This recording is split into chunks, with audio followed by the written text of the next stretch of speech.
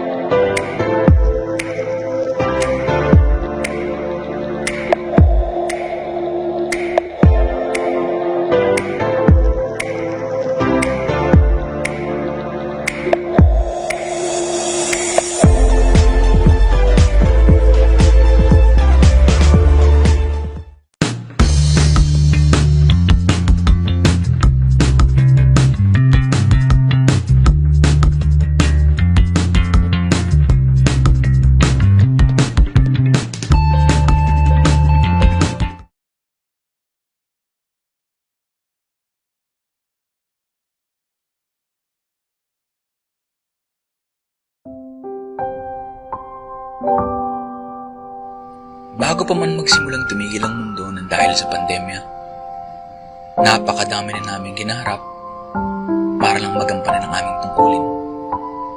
Matugunan ang pangangailangan ng nakararami.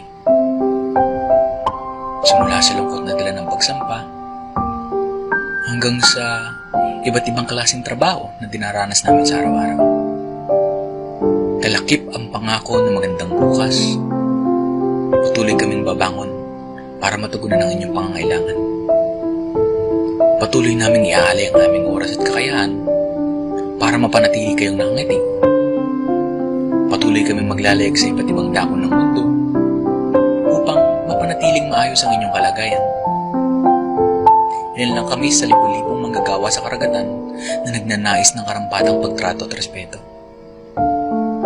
Para sa aming napiling larangan, sana sa araw na ito nilaan para sa amin, maisip rin kami. Nagmamahal, mga marinong Pilipino.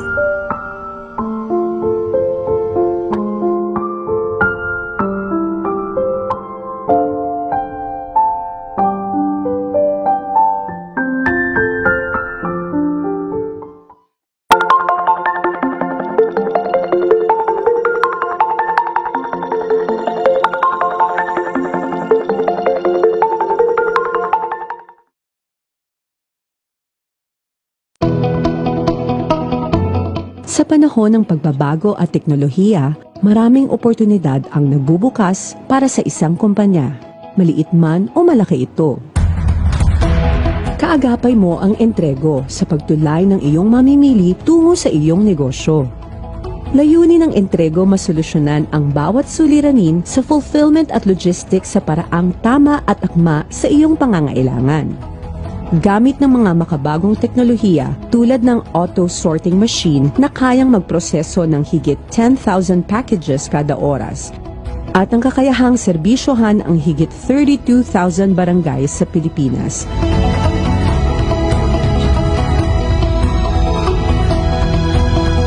Sinisigurado naming bawat lakbay ng padala nyo ay nasa tamang kamay. Bawat sandali, ang padala nyo ang aming prioridad. Saan man sa Pilipinas, lungsod man o probinsya, kami ay matapang na tumataya, mahatid lamang ang inyong padala. Sinisigurado din namin na ligtas ang komunidad sa pagbibigay ng mga solusyon katulad ng contactless payment, katuwang ang GCash at ang Transacto. Hatid namin sa Entrego ang pag-unlad mo.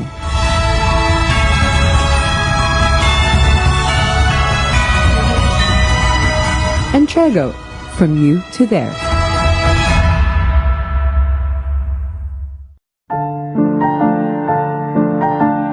Under the direct supervision of the Office of the President, the principal postal hub of today's Philippine Postal Corporation, the post office houses a modern and efficient look, aimed at improving the efficiency and delivery of mails, parcels, and money order remittances. As a member of the Universal Postal Union, the post office takes to heart the huge responsibility in fulfilling its mandate. Day in and day out, you'll find post offices nationwide are abuzz with activity. Mails and parcels, money orders, remittances, stamps, and with our vast network of almost 1,400 post offices, our letter carriers continue to serve the public, even reaching the most far-flung communities of the Philippines. And then, the COVID pandemic happened. The post office rallied on and continued its mission to serve the public in whatever way possible. But in March 2021, the post office started to turn over a new leaf as it welcomed its new Postmaster General and CEO, Mr. Norman N. Fulgencio. Upon his assumption to office, Mr. Postman, as he would like to be known, immediately embarked on a mission to set things right, to make things better. With his home brand of quick response leadership, he introduced and implemented an all-encompassing program across all post offices nationwide, presenting the Hatid Malasakit campaign. Hatid Malasakit is the institution's way of reaffirming its commitment and support in the realization of the agenda of Malasakit and Pagbabago to provide better public service. In just a few months, notable improvements were already in effect. Reforms and improvements were instituted. New processes were implemented. New systems were installed. Modifications in handling customer concerns were also put in place. And so far, our efforts have yielded noteworthy positive results. The future looks bright for the post office as bigger, better, and groundbreaking developments are in the horizon. It's the dawn of a new day for the post office. Para sa inyo, para sa Pilipino, serbisyo publiko, serbisyong derecho. This is our commitment. This is our mandate. This is Hatid Malasakit. We are the post office. We are ready. We are ready.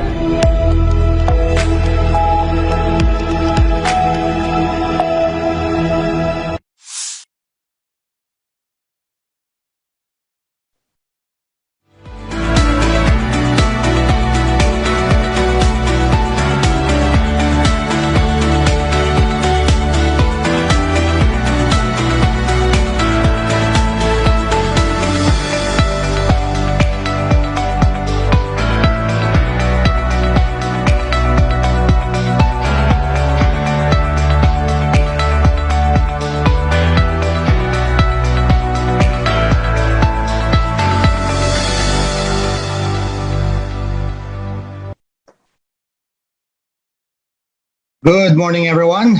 I am Dante Klinkang, the Chairman and CEO of the Manila Times. Welcome to our first business forum for 2022.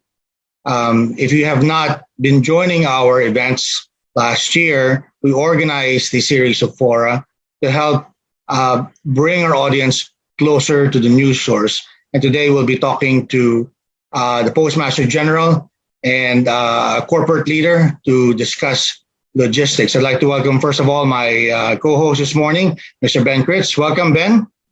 Good morning. And of course, I'd like to formally greet our speakers, Norman Fulgencio, the Postmaster General, and Ms. Sheila Lobien, who is Chief Executive Officer of the Lobien Realty Group. I'd like to thank those who helped us organize this event today, Intrego and the Philippine Postal Corporation, as well as our organizational partners, the Italian Chamber of Commerce in the Philippines, the British Chamber of Commerce Philippines, the French Chamber of Commerce and Industry in the Philippines, the Davao Chamber of Commerce, the Financial Executive Institute of the Philippines, or FINEX, the Management Association of the Philippines, or MIP, and of course our media partner, the Manila Times TV. And soon this year, we will have also as our partner, the Cebu Chamber of Commerce. I know we're all eager to have our program started, so let me begin by introducing our first speaker. So Postmaster General Fulgencio has been an accomplished businessman most of his life, but he has answered the call to public service as chairman of the board of directors of the Philippine Postal Corporation from 2016 to early 2021. His progressive vision and malasakit for the post office paved the way to his much-deserved appointment as Postmaster General and CEO since March 15 by no less than our President, Rodrigo Roa Duterte. He commenced his leadership by emphasizing the importance of our mailmen, both in the community and the economy, by a request to be called Mr. Postman instead of the traditional PMG or Post-Gen labels. He is fondly called as an action man as he spearheaded and executed the digitalization of all post office systems and reforms in mail operations for a faster and more reliable public service. He is also known for his genuine sense of appreciation for arts, culture, and history, as seen in his revolutionary approach to the new stamps, postcards, and other philatelic items of the Philippines. He believes that the post office is still and will always be the trusted brand of every Filipino, not only in the Philippines, but all over the world. Good morning, Mr. Postman.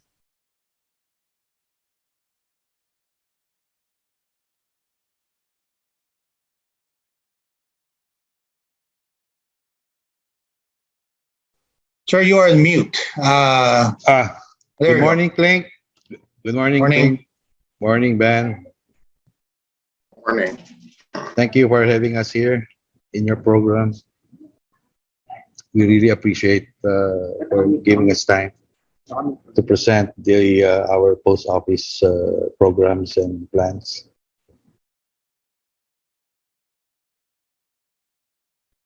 Ano?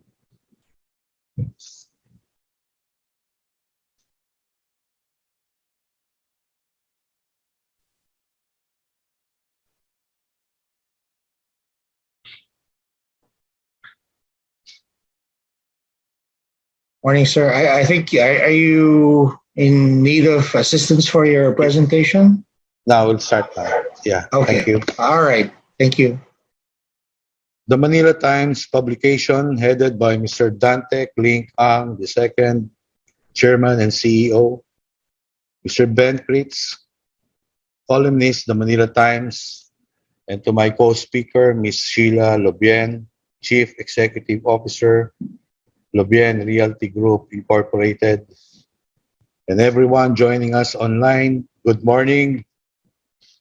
In past years, the Philippine Postal Corporation or Post Office may not be at the peak of its glory, but we recognize this. Now, we are modernizing our systems and placing institutional reforms to satisfy the needs of the people through responsive, efficient, and dynamic public service. This time, the post office is ready. It is important to start by reviewing the source of the post office mandate. As a member country of the Universal Postal Union, a special agency of the United Nations, it is our mandate to ensure universal access to affordable public postal service of the highest standard. We believe that our greatest strength and edge among other logistic business is this mandate, which entails partnership with and support from all 192 member countries all over the world. The ongoing evolution of the post office is guided by the Hatid Malasakit campaign, which is not only anchored on President Rodrigo Roa Duterte's Philippine Development Plan, but also the embodiment of a true Filipino spirit. The Hatid Malasakit campaign is a people-centered approach committed to include malasakit in every aspect of our public service. Hindi lamang sulat ang hinahatid namin, kundi pati malasakit sa bawat Pilipino. I believe that the Philippine Postal Corporation is the only logistic business that operates in every corner of the Philippines. We are present even in far-flung areas where profit is lacking. In fact, 60% of our post offices operating all over the country are all missionary branches. As you may know, I have spent most of my career as a private businessman in the logistics industry, and it is my fervent desire to contribute to this administration in helping modernize the post office. I believe that the three most important elements in every successful organization are people, process, and technology in the exact order of priority. This is why when I assumed office last March 15, 2021, my first order of business was to boost the morale of our postal workers by providing a more dignified and clean working environment. We resolved the 3-year-old civil service problem last December 2021, which finally gave way for the promotion and regularization of our employees. We also emphasized that there will be fair promotion based on merit and hard work of our people. We waived the 4% charge for employee associations provided that all proceeds shall redound to the benefit of their members. We provided all employees free accident insurance for the first time and assured them that the management is open to hear and solve the needs of our workers. After addressing the needs of our people, our next priority is the reformation and improvement of our overall processes with full speed. This is why a week after I assumed office, I stopped the 75-year-old practice of sending notification cards which caused 2 to 3 months delay in mail and parcel delivery. Today, all our parcels and letters are delivered door to door for faster and more convenient service. Simultaneously, on my first week, we conducted a sweeping operation on all pending parcels nationwide until we reach zero backlog. It is important to start with a clean slate to prepare for the implementation of our new processes. We also started strengthening our customer service to address all the needs of our clients and at the same time to discover and solve inefficiencies in our service. We formed a new team of customer service specialists to handle all our customers' concern for the customer care hotline, contact center ng bayan, presidential complaint center, 8888 portal, and post office social media accounts. I am happy to share that for the first time, the Civil Service Commission Contact Center ng Bayan has included the post office in the top 10 government agencies with the highest resolution rates in 2021. The post office has achieved a resolution rate of 96.55%. Our effort to provide a more responsive and accountable service to the public has started to materialize. From a high of 3,482 complaint tickets in 2017 to 2020, the present volume of Post Office 8888 complaints received have decreased to almost zero in the latter part of 2021. This is another first for our organization. The Post Office remained committed and responsive to the needs of our growing clientele. I take this opportunity to publicly thank all the men and women of the Post Office for making this happen. Finally, we focus on improving our technology to complement our reforms in people and processes. The enterprise resource planning has been included in the strategic programs of the Post Office for efficient services, financial sustainability, and a positive customer experience. The project covers the digitalization of the entire organization, including the mail management system for deliveries, corporate financial information systems for all financial matters, financial counter system for daily transactions, and human resource information system for our employees. All these systems are already complete with the MMS and FCS deployed last January 24. We will continue to streamline our procedures and processes to improve the competence and proficiency of the Post Office. In these ever-changing times, we acknowledge that digitalization is the only way to go for any business to stay relevant and competitive. In light of this, we are also improving our efficiency by upgrading our facilities and employing up-to-date technologies. We have a new and improved Post Office website and soon to be launched mobile application or super app to give online access to all our services anytime and anywhere. Our website will enable online cashless transactions, including payment of customs taxes and duties for parcels for greater convenience and to avoid unlawful practices by unscrupulous individuals. My heartfelt thanks to the Board of Directors, our Chairman, Attorney Raul B. Bendico, the Assistant Postmaster Generals, and all our area directors and managers.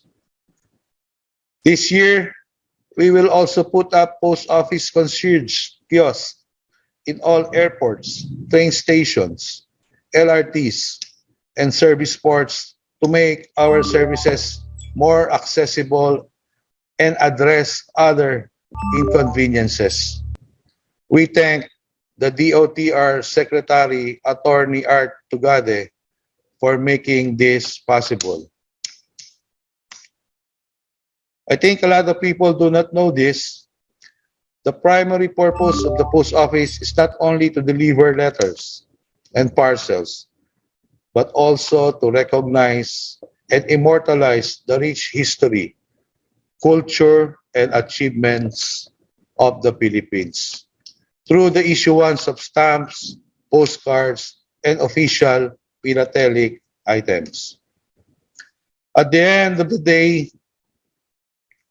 the Post Office is proud to deliver not only letters or parcel, but also to deliver hope and good news to the Filipinos through the issuance of stamps and other philatelic items. So far, the Post Office has succeeded in instituting much needed reforms and changes. Knowing that the logistics industry is dynamic and the public needs are ever changing, The post office is committed and ready to proactively address all your needs. Thank you very much. Thank you, Mr. Postman. Norman Fulgencio. The title sounds quite like that popular theme song, but I may be revealing my age. Sir, if you don't mind, we'd like to ask you a few questions. And at this point, maybe I'd like to give way to my co-moderator, Ben Critch, to ask the first ones. Ben?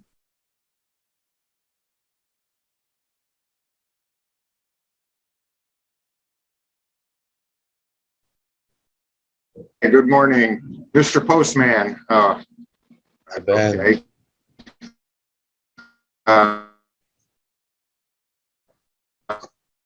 I know. I also know the song that Plank is referring to, so maybe.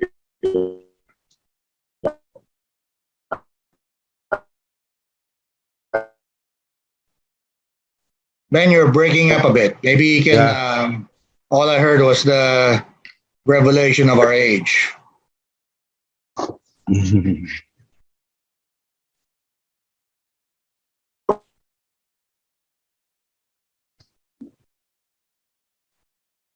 Mr. Postman, maybe while I can hear it. Yeah, maybe while Ben is fixing his audio here, let me be the first to ask, and if you don't mind, I'd like to ask you a more of a logistics question, given your background, and this is something that's been on top of my mind for a while now, which is a result of some of our previous business fora, where our guests have said that sometimes it even today it still costs more to send goods from Mindanao to Manila than it is to send goods from Manila to, say, Hong Kong or elsewhere.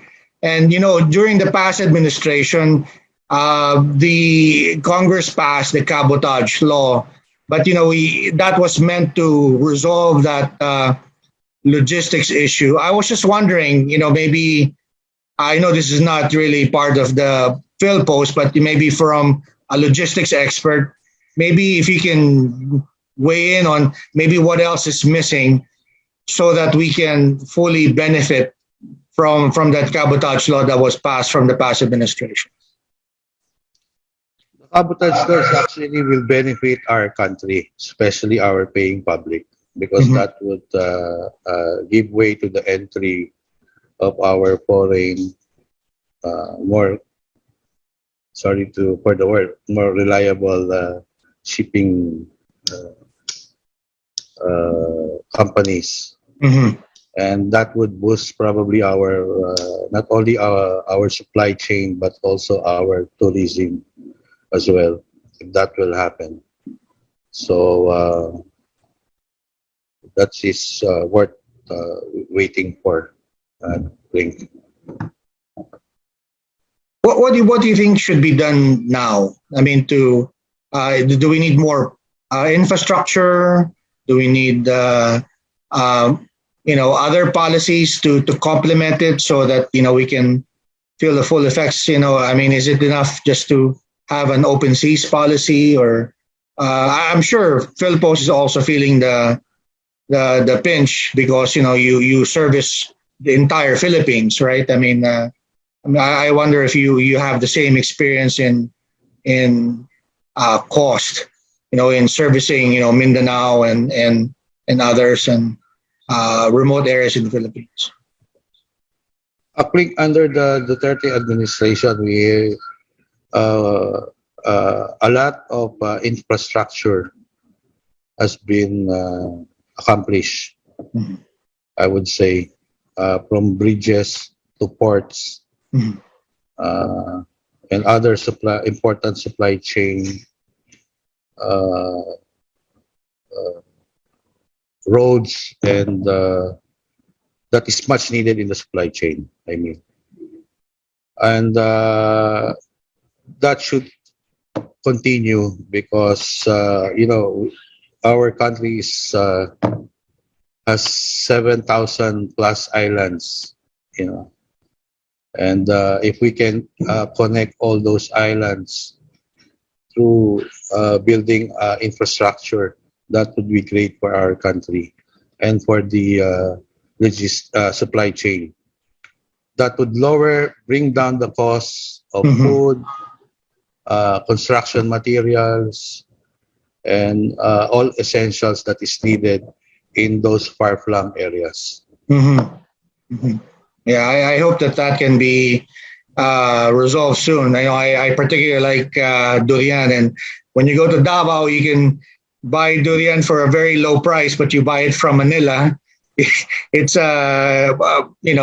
almost exponential the price you have to pay in Manila because of the shipping cost. But let me ask you about logistics because and PhilPost because in the post-pandemic economy, more people are relying on online purchases, and of course they go to the private sector like Shopee, Lazada. But these companies only service Manila, but PhilPost has a national network, a delivery network. Is there any talks between PhilPost and some of these online shopping centers maybe to help bring the capability nationwide through the PhilPost infrastructure? Click, that is also part of our plan. We are liberating our rules, and the only way to move forward is to have a cooperation with the private sectors, to bring down the cost of the e-commerce parcel business. I believe those big e-commerce is only concentrating on areas where they make a big money. Manila, Calabarzon, and capital cities. But in other areas where there is also a big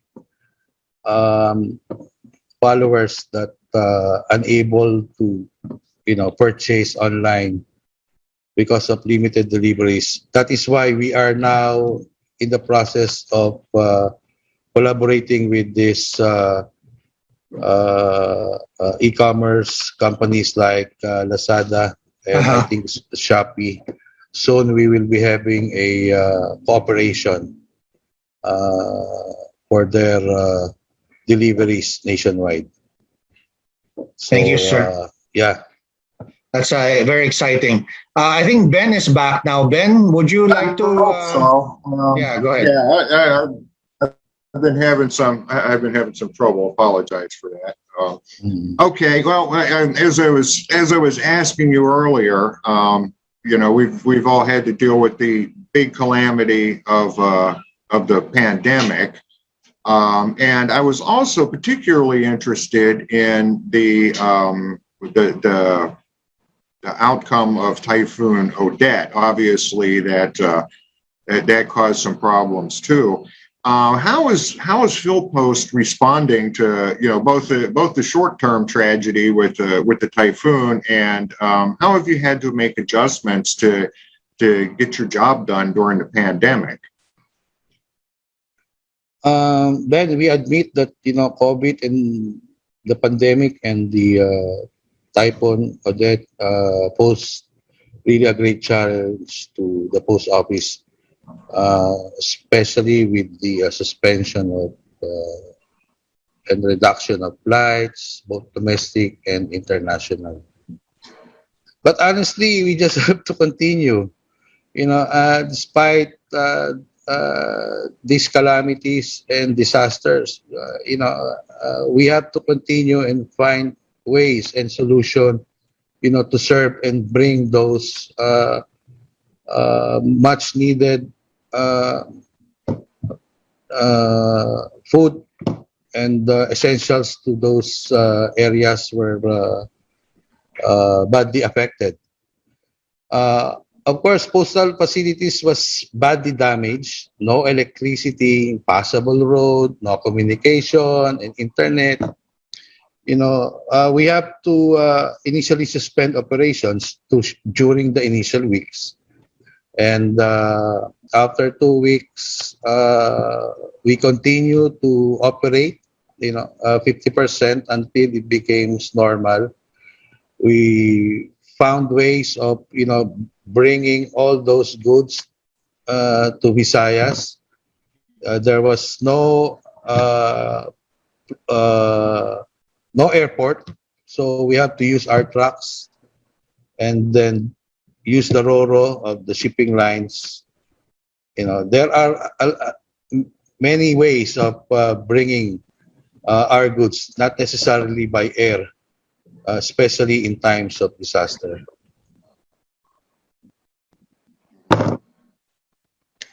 And yeah. Okay. What's the last question again, Ben? Did I answer you correctly? Well, that kind of, yeah, no, that kind of answered it.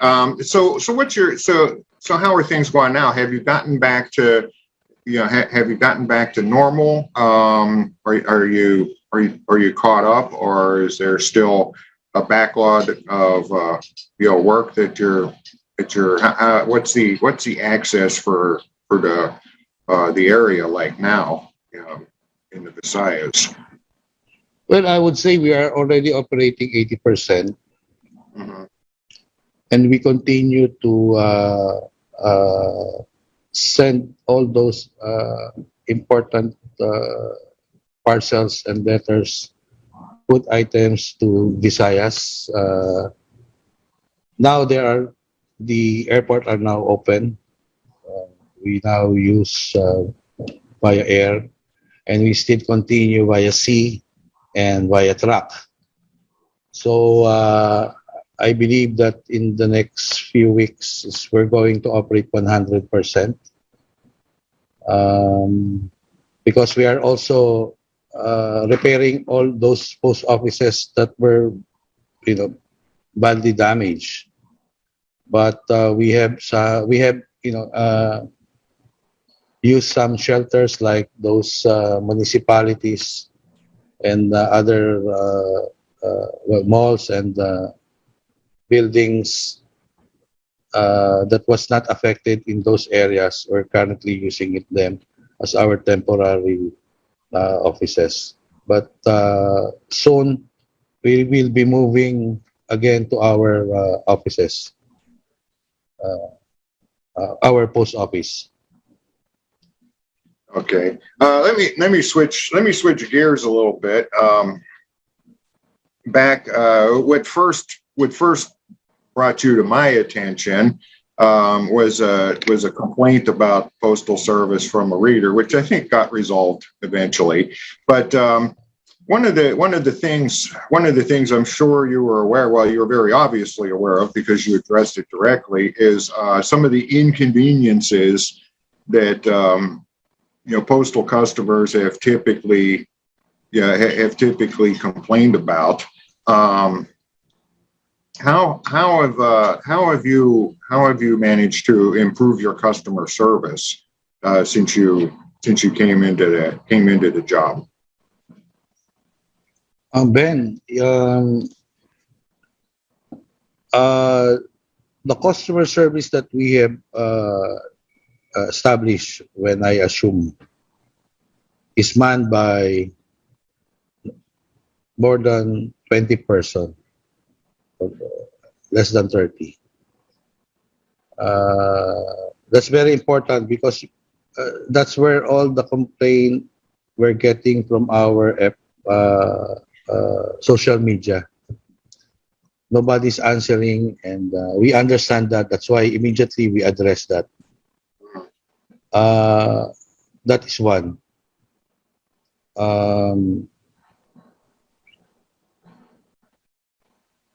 What's again the next question, Ben? The customer service I already addressed to you. We are now more responsive in dealing with that. Yeah, I believe you also experienced that. Have you tried that, Ben? Well, and not for myself, because to be honest with you, I've always had pretty good luck using the postal service here. compared to some other options. But I'd heard from other people, and it actually had somebody ask me to, to try to help them out. Yeah.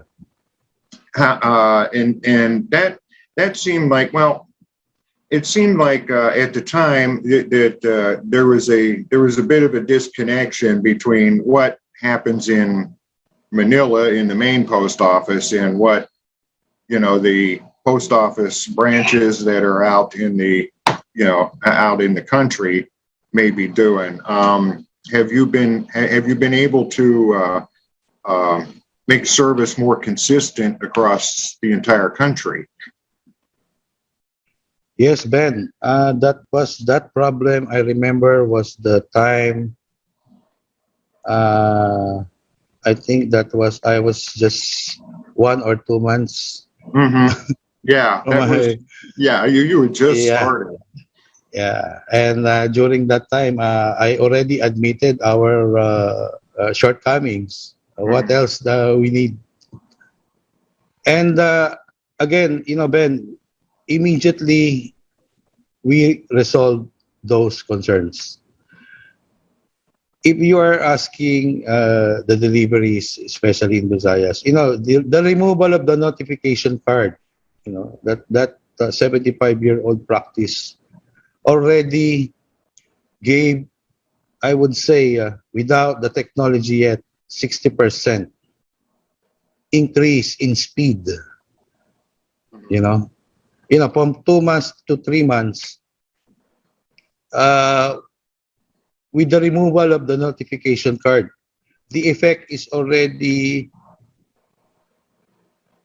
in Visayas. Probably, well, some of a colleague that I recently heard is that the first time they were able to get their parcel from Japan in 7 days, which is first time. So that means the removal, of the notification card will really speed up the delivery of parcels and mails. So we have addressed that part of our operation, the delivery. The delivery time from 1 month to 2 months now becomes, in Manila, there are a few items that arrive in 4 days, 5 days. Would you believe that? 4 or 5 days. Maybe we are just lucky. But some of the complaints we're getting before from our social media, from a high of 100, 200 a day, now it's only about 10, 5. So that means people are now experiencing what we have promised and committed to improve our process. That's only the process, Ben, not yet the technology. That means there is still room for improvement to expedite the delivery of our delivery capability. Okay. Clink, do you have a question? Well, yeah, there's a comment here. It's not really a question because I suppose this has to do with inbound mail coming in from, or mail or packages coming from abroad. What is the working relationship between PhilPost and the Bureau of Customs? Because we see in other countries, particularly in the US, there's a backlog of deliveries because of COVID. Fewer people are able to come in, and then there's this big surge of goods coming in. Is there a similar problem in the Philippines, and how is PhilPost working with say other agencies like the Customs, the Bureau of Customs, to resolve those? Link, we have already resolved that. In 2 weeks' time. Okay. Give me 2 weeks more. Definitely this coming Feb, our online payment system for the duties and taxes will definitely happen this month.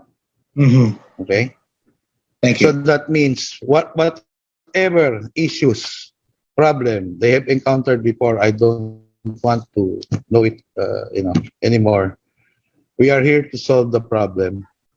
Uh, we are looking forward in solving this decade of problem that we are experiencing. So hopefully this will create really a tremendous impact to the both buying e-commerce, and Yeah. Yeah. which is very popular now. This will give them more room to buy. This will help our OFW to uh, uh,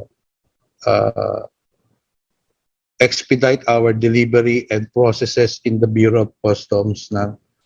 The Bureau of Customs has been very cooperative with these proposals, and I've been talking to them for the past few months, and finally came to an agreement that, let's do this.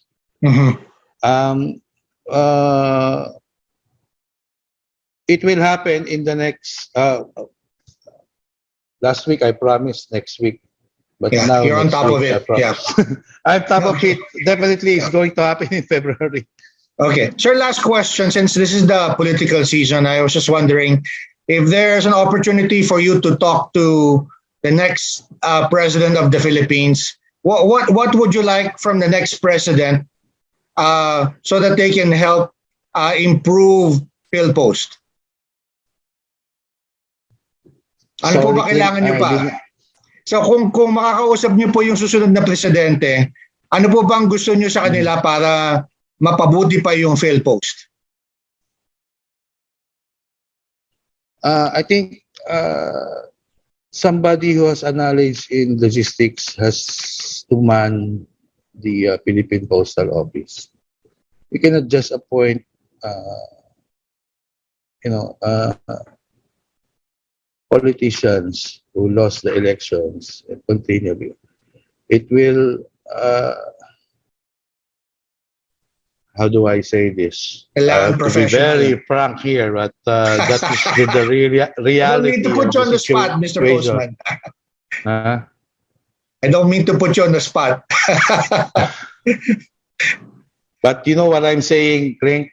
Yes, sir. You Kailangan have professional. to, yeah, you have to send somebody who has knowledge in supply chain logistics. You know, All right. Well, thank you very much for your whatever we time. have done here during Apo. the Duterte administration. Okay. Thank you very much po, Mr. Postman, Thank you. Norman. For Mr. Norman Fuencio, maraming salamat Signal. po. Oh. Can you hear me, Mr. Postman?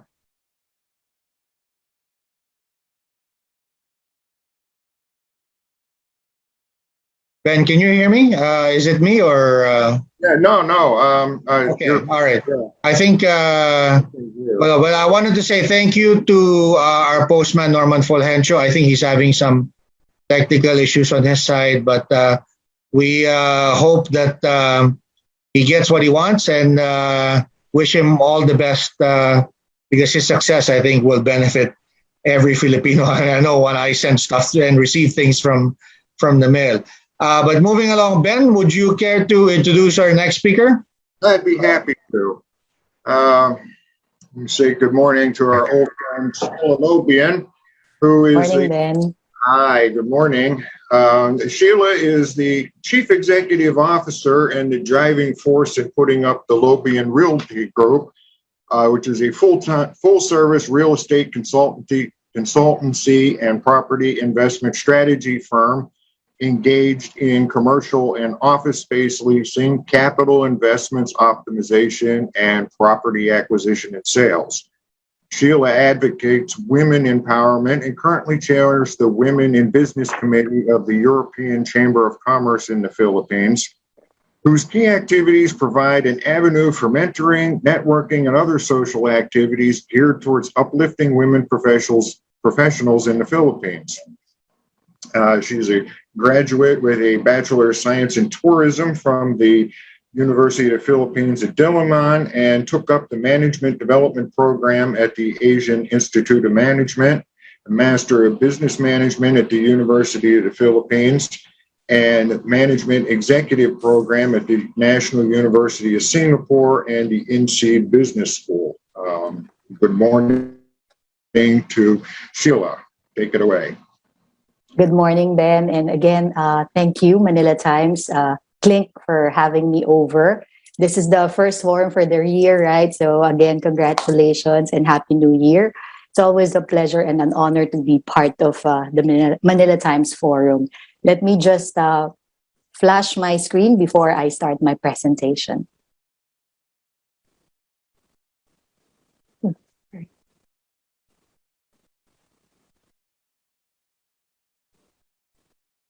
All right, there. So this morning, our topic is, the Philippine logistics industry scales big and high, and we see that in the real estate market. So today, I'll be sharing some recent numbers, some trends, and possible projections in the industrial market. So for us in the real estate industry, when we say logistics, that's heavily related to what's happening in the industrial segment of the real estate market. And when we talk about industrial real estate, so we'll focus on the warehouses, the storage facilities, cold storage facilities, and today you probably have been hearing a lot about the data center. So that's some of the topics that I'll also cover this morning. And I'd like to start by, sharing some positive news, or I'd say good news, because today positive has a negative meaning to it. So let me share some positive news. This, as usual, this is the COVID-19 cases per million. And as you can see, the Philippines were in the middle. The current administration has not allowed this pandemic to be, out of control and to spiral. And when you look at the economic side, in the ASEAN countries, as you can see, almost all the ASEAN countries will be posting positive growth rate this year, and of course in 2021 as well. And when you focus on the Philippines, our numbers, they're pretty decent. So for 2021, we're expected to post 4.5%, or some are saying we might even reach 5%. For this year, 2022, we are actually feeling the improvement in the market despite the current surge. We're looking at 5.5% growth rate this year, and some economic managers are already saying that we might even, reach 6% this 2022. And just quickly touching on and showing you, the performance of the Philippines. This is the GDP performance over the last 25 years.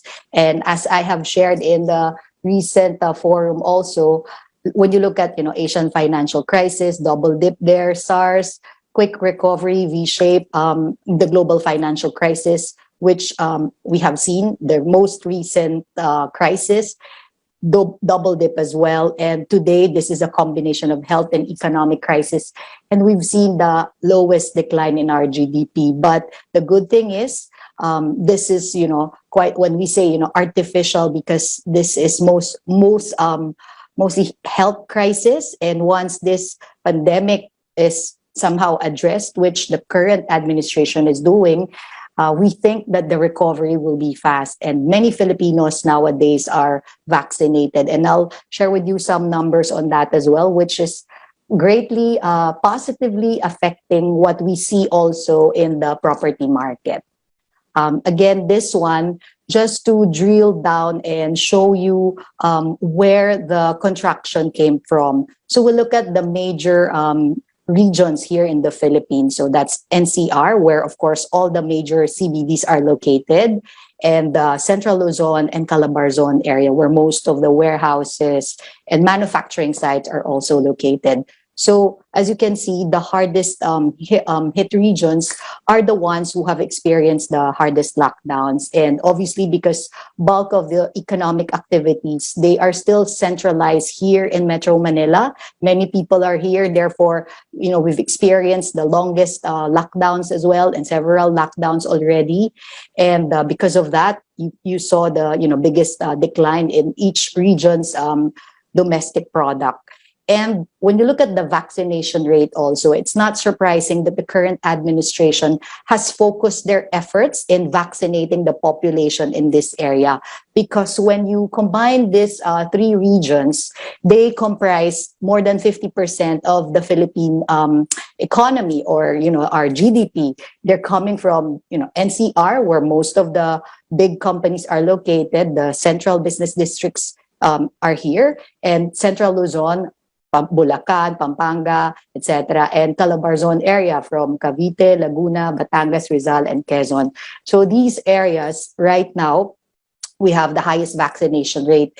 And I think this last surge that we've experienced, though the numbers really were scary and high, but in terms of death rate and hospitalization rate, it was not as, compared to 18 months ago, 2020, it's not as severe and high compared to those year. So these are some of the good news. And, we feel that once hopefully this pandemic will end soon, the market will recover fast, because the economic fundamentals of the country up to today, they're very strong. Big population means more people will consume, more people will need real estate.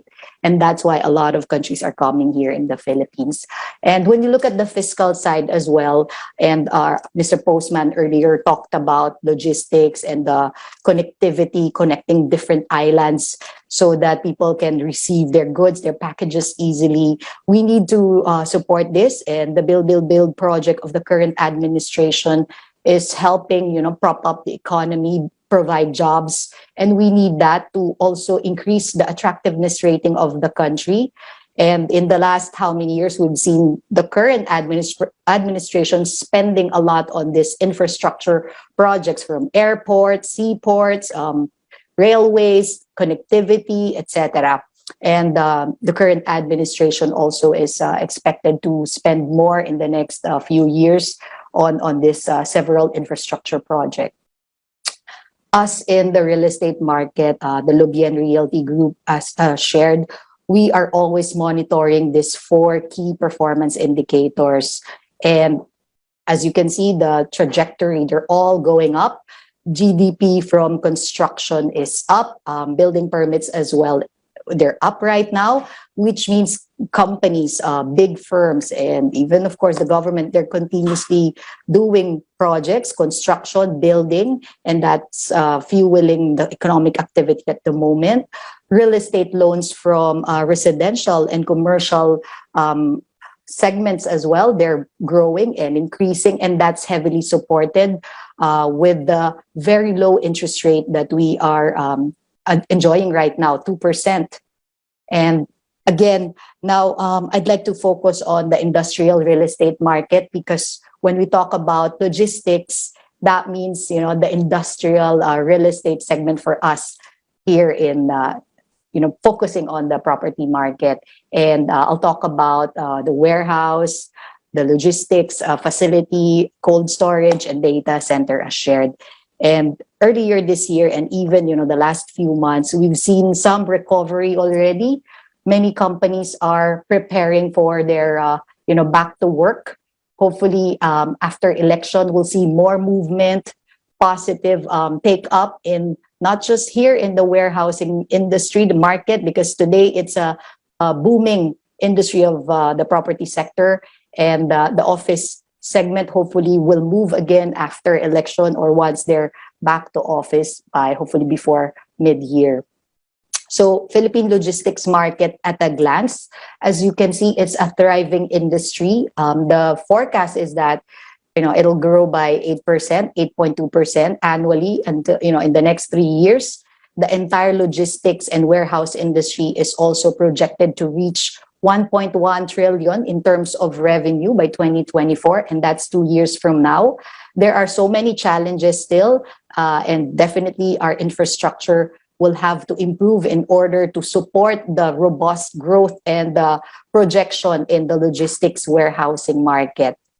And just to show you, again, focusing on the three regions which I have shared, they comprise more than 50% of the country's GDP. They're coming again from NCR, Central Luzon, and Calabarzon. So when you look at the major industries in this areas, you'll note that bulk of the manufacturing warehouse facilities, they're in the Central Luzon, Calabarzon area, and in NCR as well. And in the metro, warehousing facility storage, they're getting more and more expensive because the demand is so high.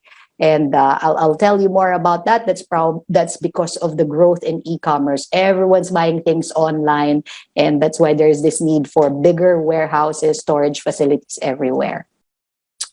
We just plot and looked at the manufacturing, economic zones, and it's supporting what we've shared. When you look at NCR, Calabarzon area, and Central Luzon, you'll find here, we saw, that there are like more than 70% of those manufacturing economic zones, they're located in that area. So these three big regions, they're heavily supported by the manufacturing sector as well. Of course, when you look at NCR, the service industry is the biggest chunk. And we see similar trends and similar pattern as well when it comes to real estate renting and business activities by region. And you can see from here that Metro Manila, of course, up to today enjoys the biggest chunk. And many players, I don't want to promote any online shoppers or shopping portal, but all of them are heavily concentrating and focusing here in Metro Manila because almost bulk of the action, they're happening here still in the center. This is still the center. So people are now forced to buy things online. Either they are, of course, avoiding to go out and get sick. And somehow we are now so used to it. The cashless transaction, everyone are quite familiar with that today. And again, followed by NCR, Calabarzon, and Central Luzon. So in those areas, the renting and business activities are very active. And this, of course, is driven by the growth in e-commerce, and the warehousing business is growing heavily also because of that. Just to show you also the warehouse and storage, profile and landscape. There are more than probably right now 2.5 million square meters of warehouses all over the Philippines. These are the, I'd say, quality warehouse or still tenantable, usable warehouse, because there are some old warehouses that we do not really track or monitor. But as you can see here, they're divided into one-third, one-third, one-third. So one-third of them are still located within Metro Manila. And then one-third in the Calabarzon area, mostly in the Cavite, Laguna area, where there are a lot of manufacturing sites as well, those economic zones. And then the rest are spread all over the country. We have Cebu, Davao, etc. in those areas. Us here in the Lubien Group, the property sector, we monitor several available warehouses in the country. And mind you, bulk of them are fully leased because the demand is so high coming from this e-commerce and several logistics companies. And 13% are still here in Metro Manila. We have some supply here.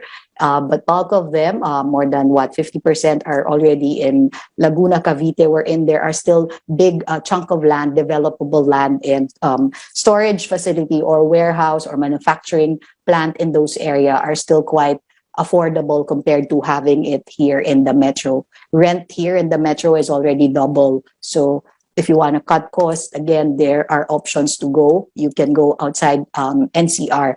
But then bulk of the actions, they're happening here in Metro. And therefore, that's why almost all the big warehouse facilities here in Metro Manila, they're taken, they're leased, and the rental is way higher compared to what pre-pandemic levels. It's sometimes getting near to that office rental rate when it's just a warehouse facility. Then looking at it as a business, on a business perspective, the warehouse and storage solutions, is it a profitable industry? And definitely the answer is yes. That's why all the big players, major developers such as the likes of Ayala, SM, Robinsons, etc., they're already in this segment. They call that industrial market. And it's a profitable industry. The total revenue, cost and return on revenue for that segment alone is, right now, double digits.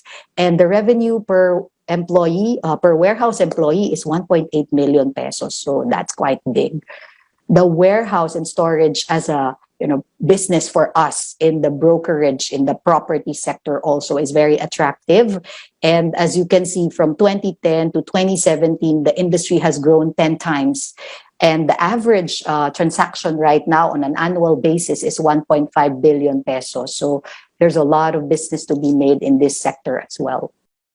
Now, you might wonder, okay, where is the demand coming from? And we know this already, and somehow we have a feel of this.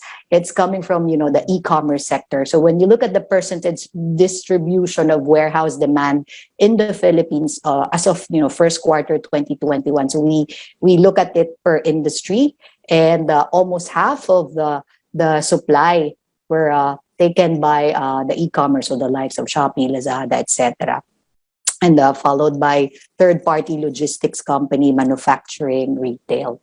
So there is really a big demand coming from these companies right now for warehouse facilities, either cold storage or just an area, temporary site to redistribute all the goods to where where we ordered.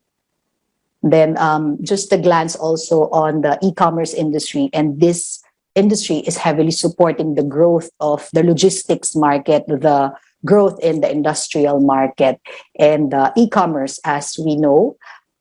In 2015, it was just a $500,000 US dollar market.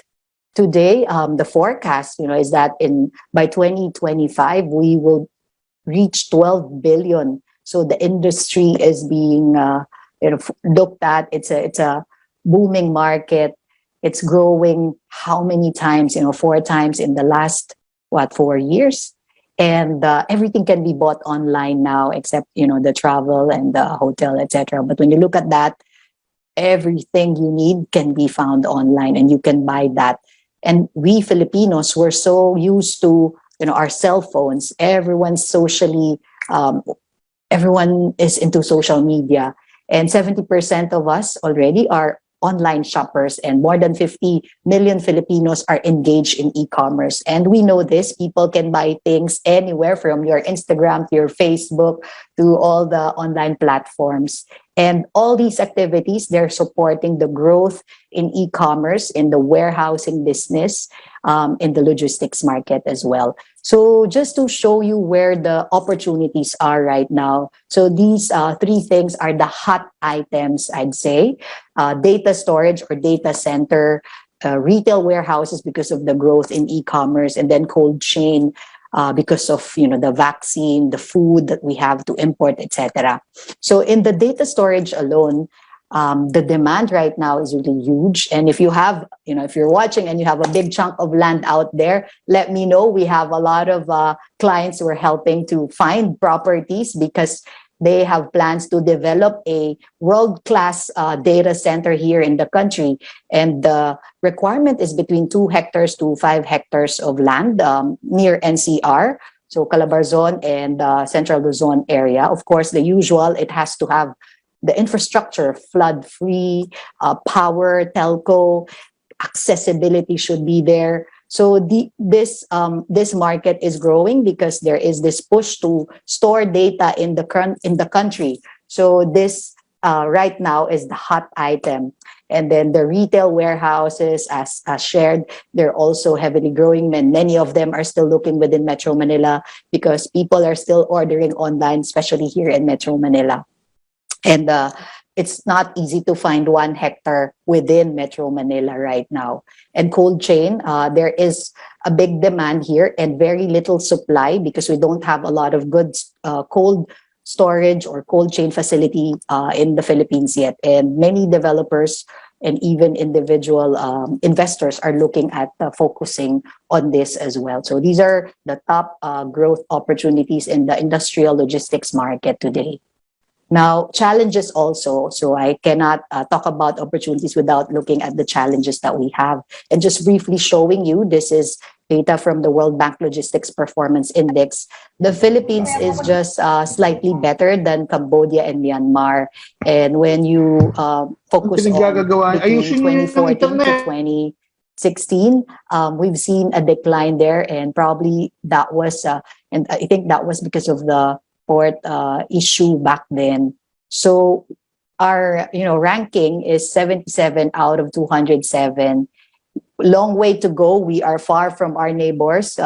Even Vietnam, they're way ahead of us. So there are so many things to be done, and that's why we need to support the Build project. And another here from World Economic Forum Infrastructure Quality Rank. They look at the 12 pillars, and one of them is, of course, the infrastructure. And we need to improve there. A lot of room for improvement there. Our rank is 90 out of 140. So long way to go. And that's why the build thing has to be supported. And it's very important for the Philippines to be more and more attractive, for big companies to come here, invest in the country, to support the growing logistics program and plans and the growing e-commerce business as well. And we need better infrastructure, connectivity, connecting roads, connecting all the islands, so that the cost of goods also will go lower, because it would be cheaper to transport them all over if we have a better infrastructure and better systems, so flood control facilities, etc. This is really needed to support the growth that we are anticipating. And finally, just few takeaways in summary. As shared, the growing warehousing industrial segment of this country, of the real estate market, they are heavily focused. And the main, hot, I would say, item would be data storage, the data center, the cold storage, which the country lacks today. We still need a lot of good cold storage facilities in the country. And then the growth in the e-commerce also fueling the need for better, bigger warehouses all over. So the challenges, as shared, of course, our infrastructure, we need to improve that. And that's why the Build project has to continue. Better seaports, airports, roads, bridges, etc. And we have to get all of us vaccinated and boosted, because that's the only way to go. We have to address this pandemic. So, locals, everyone will be brave and confident to go out, to move and spend and have this the Philippine economy move back to pre-pandemic levels. Without that, then it's going to be quite challenging for everyone. With that, I'm happy to answer any questions that you may have regarding my presentation focusing on the industrial market.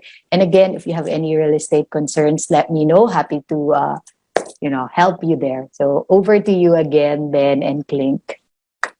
Thank you, Sheila. I mean, it's always a pleasure listening to you, because I feel a bit more confident with your upbeat messaging all the time. You always see the bright things, and it's refreshing. Thank you for that. I was just wondering that in the market, so we're sharing it whenever that's great. That's great. That's great. I think we need all of the good news that we can get these days. True. And I think you've done that this morning. I was just wondering if you're working with the post office, because I don't know if you know it, the post office has a lot of real estate all over the Philippines. Not yet. Maybe you can connect us. Interestingly, the post office locations are normally in the center of town, or in business districts. I mean, I guess by necessity in the past, right? If you haven't done so, maybe you might want to reach out to the Philippines to see what public-private partnerships will be will be possible. Ben, you want to start us off because Yeah, let's see. Now that I've spent the last half hour fussing with my internet connection, let's see if this works. One question that comes to mind, just right away. You mentioned data warehouses, and that is in several respects there's really a big boom in that. One of the areas, although I kind of cringed to mention it, one of the areas that's kind of booming is in the cryptocurrency environment, particularly since they're getting run out of, other countries that they're in. Have you run into any of that business yet? And beyond that, in the real world, there's also a lot of expansion in things like streaming services and things like that. What's the you mentioned a positive outlook for that, but is there anything big in the works that you could hint at? Obviously, couldn't share details. But, is that expected to grow a lot? Because that's one area that is it's kind of problematic in some ways, but in other ways it tends to generate a lot of business very quickly, at least in your in your sector. Okay, Ben, good question, but really I have not encountered cryptocurrency, that kind of business connected with the data center requirements that we are currently servicing and what we are also seeing in the market today. The data center activity, these guys started to, come in just early 2020s, the big ones, those who are thinking of doing a world-class type of data center, not the small type that you probably have seen here in the country. So, and their main goal is to support their clients who are, of course, doing business already here in the country and have required them to have a data center located here in the Philippines. And that's why they're here. So it's demand driven. And what's supporting their growth, it's not from the cryptocurrency business or that type of business. They are coming from the big, I'd say, software companies. I can't name the companies, but they are the big ones who are here. Maybe we know the guys like, our social media. We're so heavily using this big internet companies or social media platforms. So many of them are requiring their data center to be hosted here in the country, and several other companies as well. So there is that growth that we're seeing, and they are as shared planning to build a big chunk, minimum of 2 hectares at least, like 10,000 square meters. That's the floor plate footprint. It's really big, and the power requirement, the technological requirement of that facility is also very high. Probably we've not seen yet. Because according to them, there is no world-class data center built yet in the Philippines, and they're doing that now. They're starting to build it. So I don't see any relationship yet with the cryptocurrency thing. That you might want to keep your ears open, because I have a feeling that may suddenly appear, kind of how the pogos suddenly appeared a couple of years ago. True. Here's a more general question, since where everybody's fixated on politics. What kind of in a general sense, what kind of policies would you like the new government to consider to support the logistics industry, since this is a big, big positive or potentially positive area of growth for the whole economy, not just your business? What do they need to do to support it? Well, I don't want to go political, but as shared, the biggest support the government can do really is to keep focusing on the build project, the infrastructure, because that's really what we need. There are many big properties out there, but it's not accessible. The roads leading to the area is not good. And we need the help of the government to fix the road there, right? The connection. So I think in that respect, that's the biggest help that we can get. And it will benefit us in the property market, of course, the logistics sector, because their cost also will go down if the locations are connected and accessible, and transportation and transporting one good to another is easier and cheaper. So those will translate to a lot of economic benefit also in several business sectors. Policy-wise, let's leave that to the legal team and the politicians to think about how they can incentivize these big companies to come here in the Philippines and employ a lot of locals, and build world-class infrastructure, because that alone will also provide employment, right? When they start building, constructing, they will of course employ construction workers, big companies, and all that, and it's going to be good for all of us, not just us here who are focusing on the real estate market. Okay. Clink, you have a question? Well, there's I'm not sure if this is really a question. I think they're more of prospecting here. There's a message from Stephanie Valderrama, and I think she's asking, about the size of the warehouse. He said, are you in need of at least 2 hectares? And not less than 2 hectares, is that correct? I don't know if she has property to offer here. Maybe she has. Okay, I'm willing to look at it. If it's within Metro Manila, it's hard to find anything more than 1 hectare. How did they get a hold of you?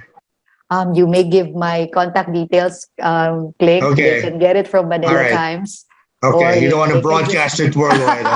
They can Google Lobien and they'll find everything about Go to the us. website or contact us. We'll give you Sheila's contact. Or Google Sheila Lobien and you'll find a lot of information about us as well.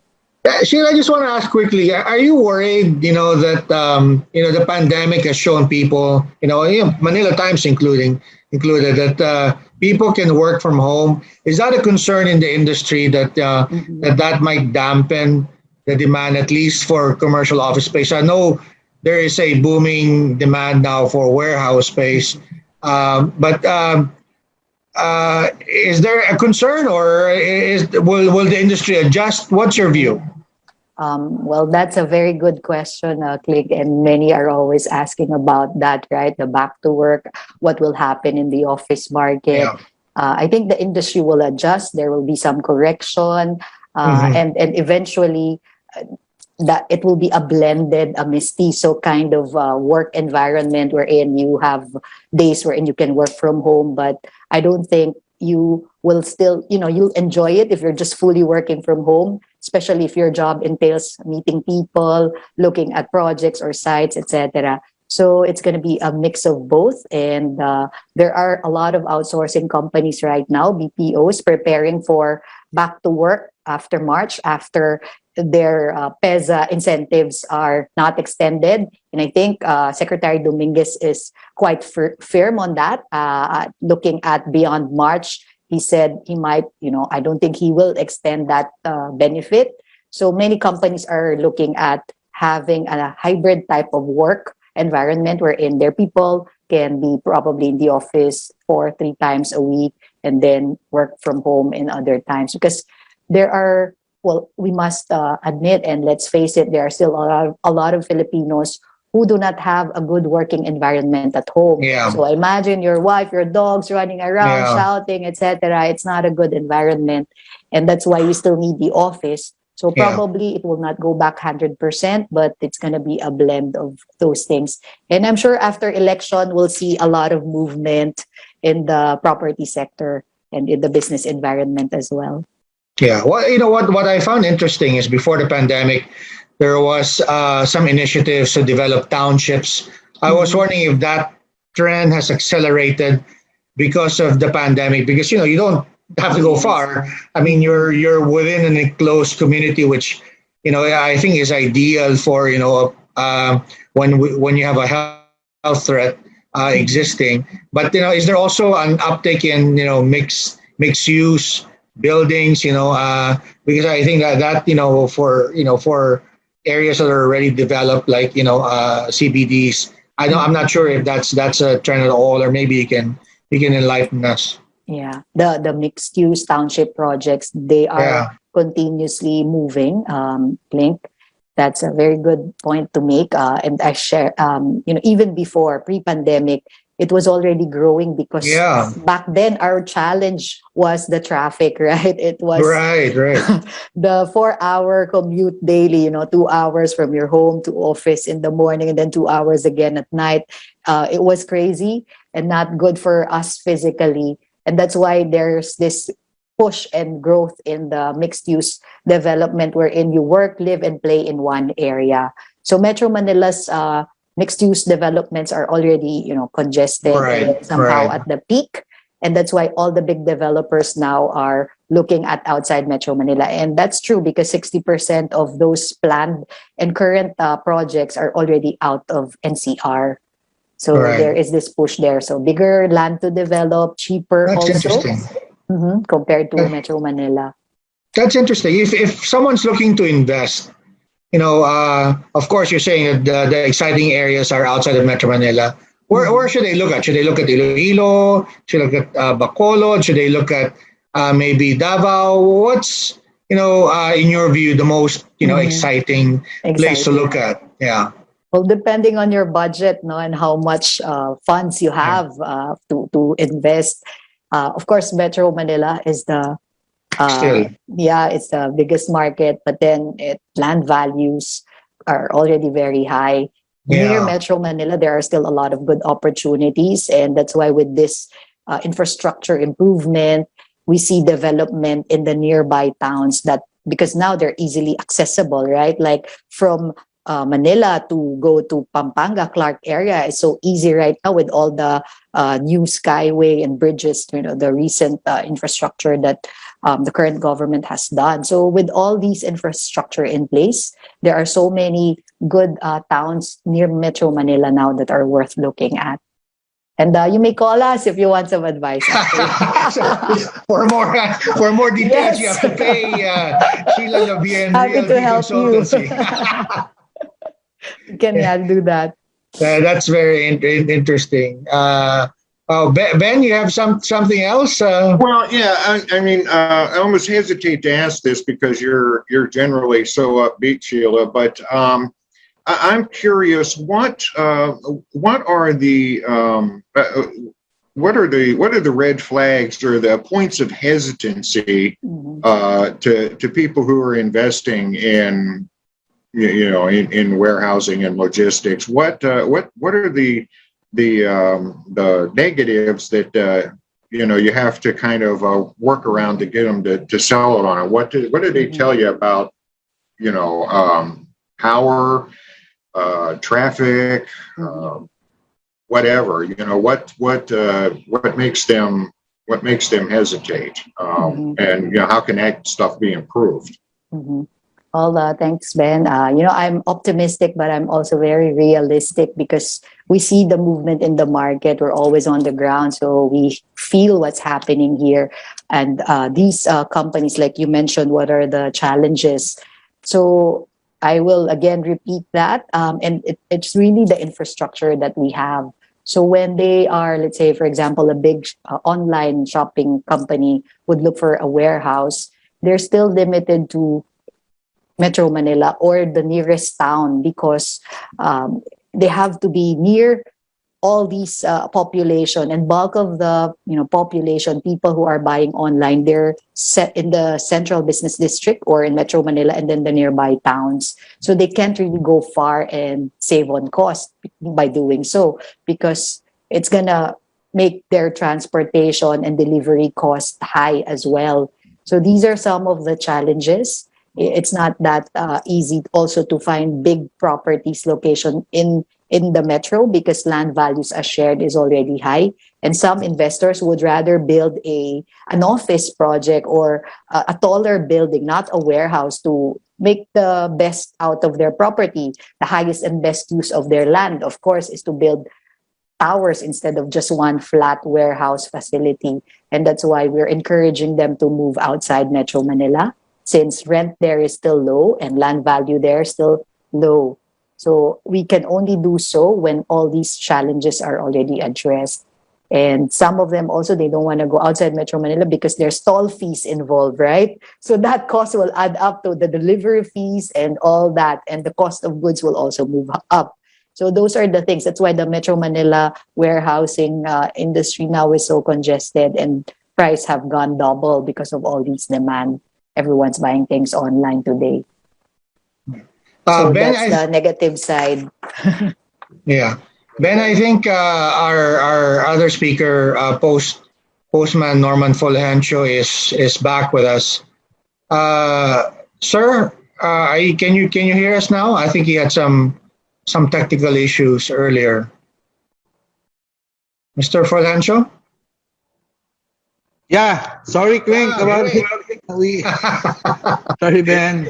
Good to have you.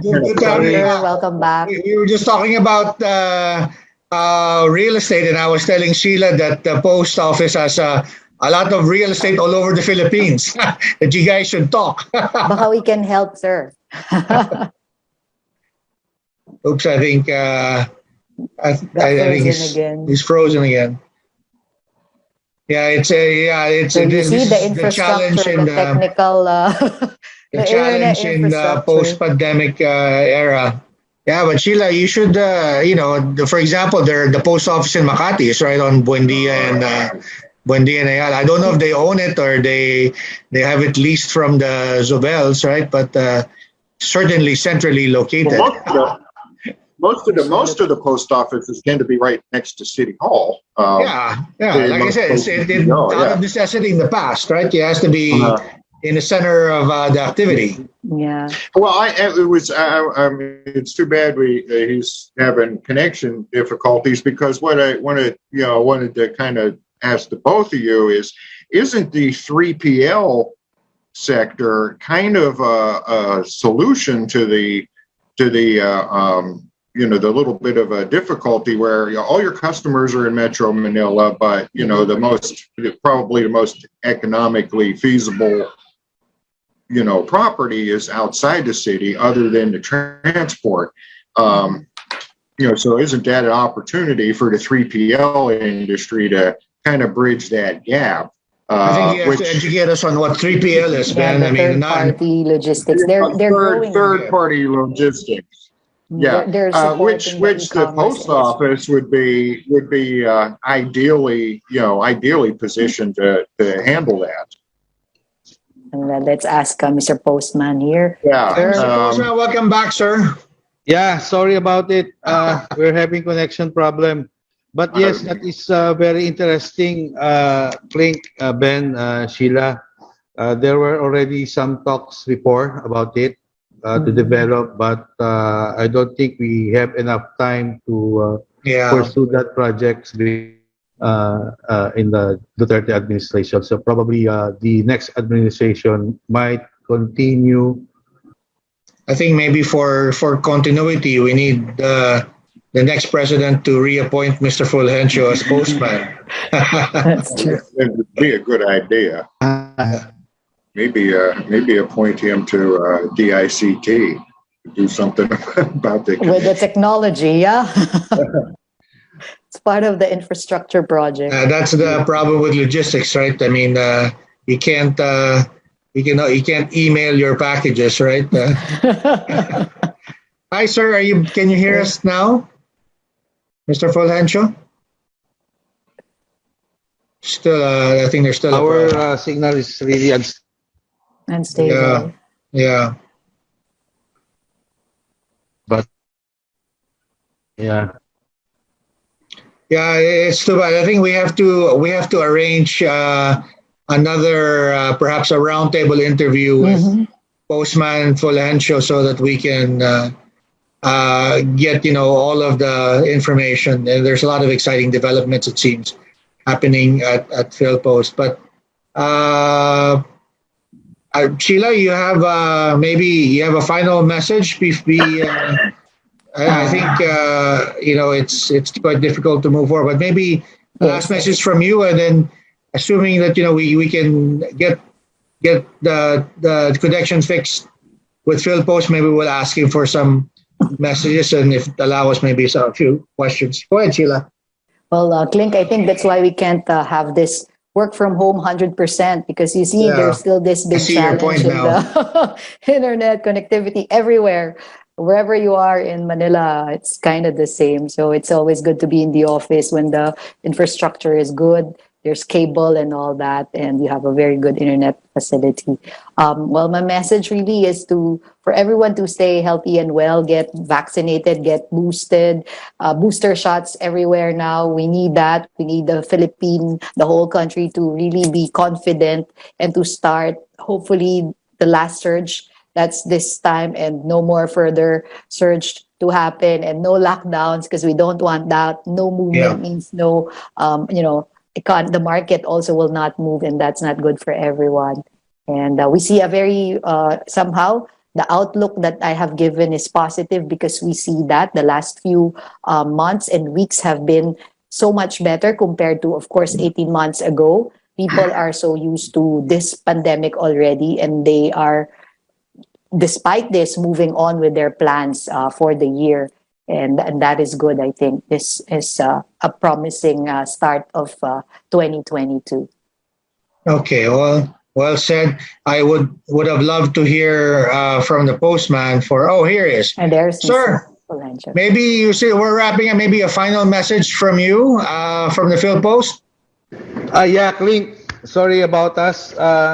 I would like to thank all our viewers and the whole public for their patience and support for the post office. I know that we still have a lot of improvements to work on, but please be assured that we are listening.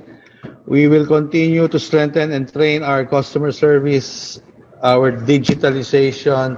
This will all happen before the next coming weeks. And hopefully, we are fully. So I think we are hearing reassurance from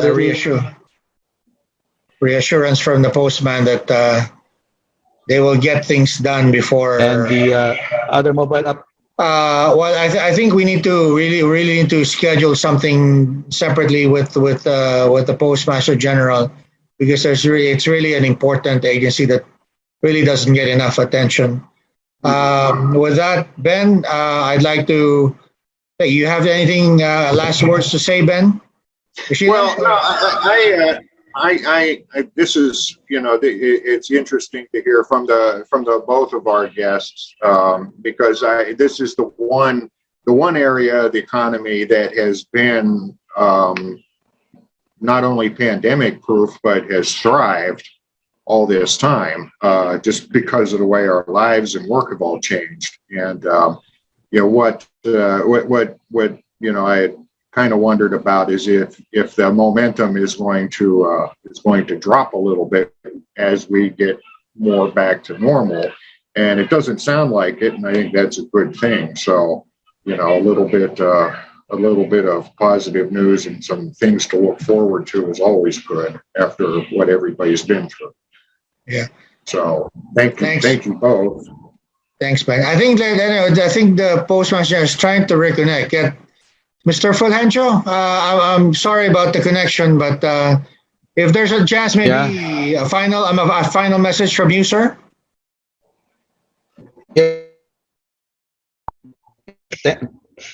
Yeah, thank you, Clint. Thank you, Ben. Thank you, Sheila, and the whole. Well, I think, Ben, it's unfortunate that we have this issue, but I guess we just have to end it here. And I think we will have a part 2 with just the Postmaster General, perhaps at the Manila Times roundtable. Once again, thank you, everyone, and see you at the next Manila Times Business Forum. Thank you. Thank you, Clint. Thank you, Ben. Sir, thank you. Sa panahon ng pagbabago at teknolohiya, maraming oportunidad ang nagbubukas para sa isang kumpanya, maliit man o malaki ito.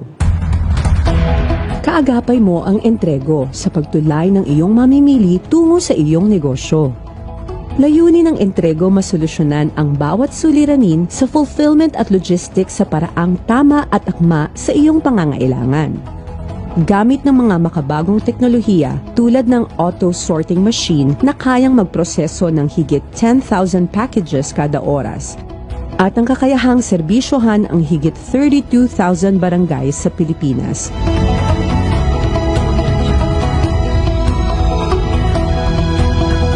Sinisigurado naming bawat lakbay ng padala nyo ay nasa tamang kamay. Bawat sandali, ang padala nyo ang aming prioridad. Saan man sa Pilipinas, lungsod man o probinsya, kami ay matapang na tumataya, mahatid lamang ang inyong padala. Sinisigurado din namin na ligtas ang komunidad sa pagbibigay ng mga solusyon katulad ng contactless payment, katuwang ang GCash at ang Transacto. Hatid namin sa entrego ang pag-unlad mo.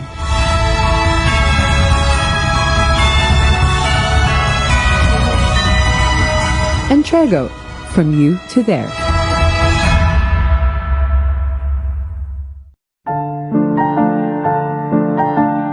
Under the direct supervision of the Office of the President, the principal postal hub of today's Philippine Postal Corporation, the post office houses a modern and efficient look, aimed at improving the efficiency and delivery of mails, parcels, and money order remittances.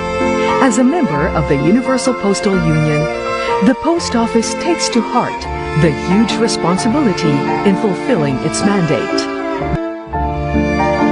Day in and day out, you'll find post offices nationwide are abuzz with activity.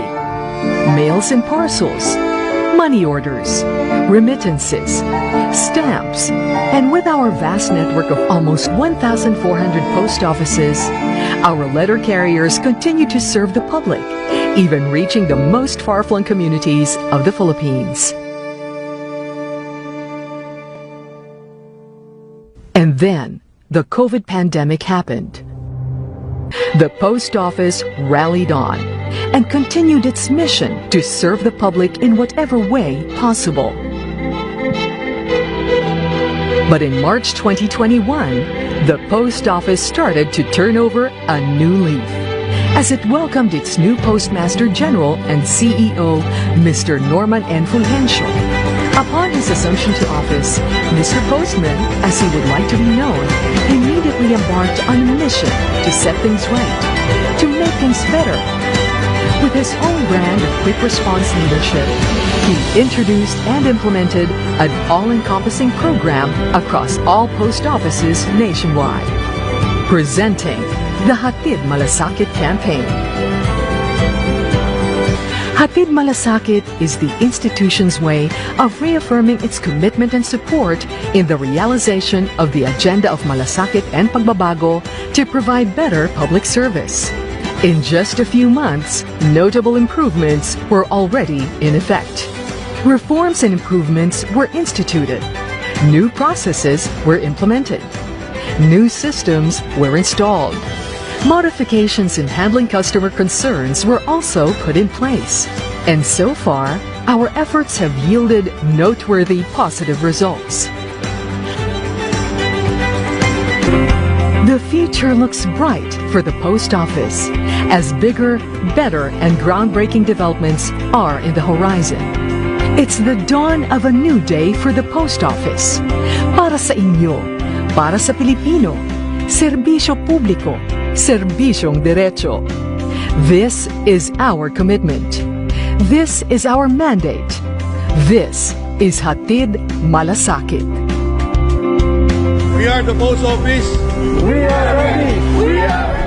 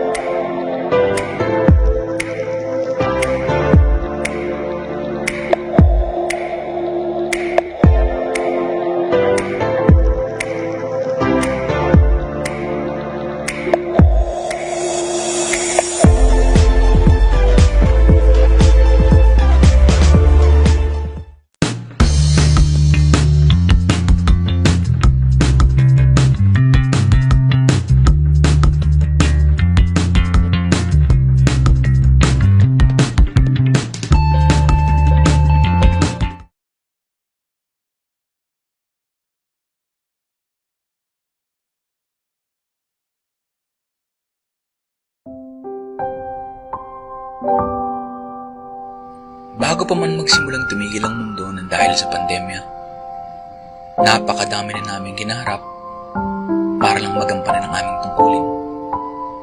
Matugunan ang pangangailangan ng nakararami.